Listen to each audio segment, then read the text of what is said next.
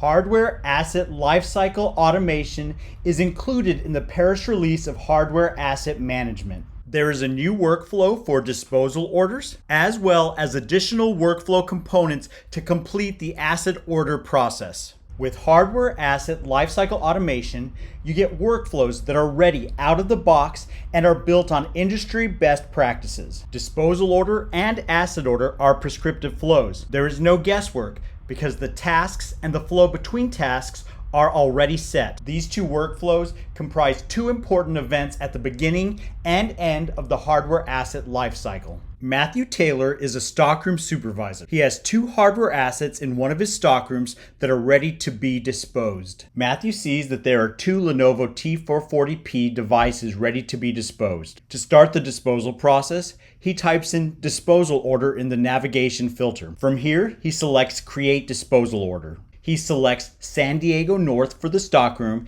and assigns the disposal order back to himself. He then presses the submit button to start the disposal process. He then opens the first disposal task, which is to verify the assets planned for disposal. Under planned assets, he selects edit. From here, he can select all the Lenovo devices that are pending disposal in the San Diego North stockroom. He selects both rows in the planned assets list and under actions, picks verify. He now sees that the stage for both devices has been changed from draft to verified. He can now close the task. He then opens up the second task of the disposal order. On this task, Matthew will enter the information for the vendor that will dispose of these assets, as well as schedule the date that the vendor will pick up the assets. He then closes this task. Matthew's next task is to select which of the planned assets will be picked up by the disposal vendor. He checks both assets on the planned assets list and from the actions menu selects depart. The stage for both planned assets has been changed to in transit. Matthew now closes this task. Matthew will await confirmation from the disposal vendor. When he receives that confirmation, he will then close the fourth task. When Matthew receives the disposal documentation from the vendor, he will complete the final task. He will check both assets on the planned assets list and from the actions menu, select dispose. The stage has been completed for both planned assets. He also sees that the state and substate of these records within ServiceNow have been changed to retired, disposed. He will confirm that he received the certificate of disposal. He will attach the disposal report and a certificate of data destruction for each of the disposed assets. He then closes the final task. And just to be completely sure, Matthew goes into the asset records for each of the disposed assets and sees that the state is retired and the substate is disposed. Exactly what he expected to see.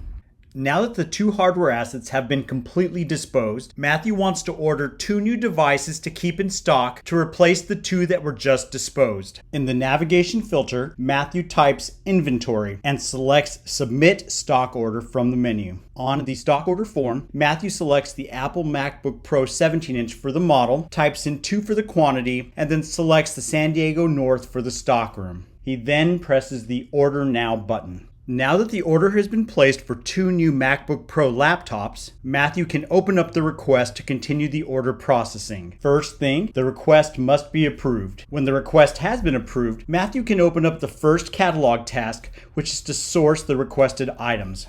On the catalog task, he presses the Source Request button. He can now source the 2 new laptops by adding them to a new purchase order. He enters the vendor and the quantity of 2 and then presses the Submit button.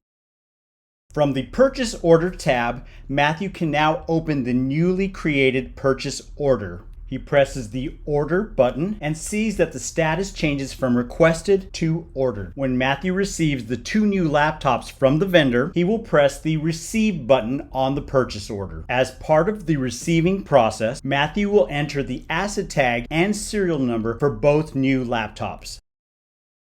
When he has finished, he will press the Submit button.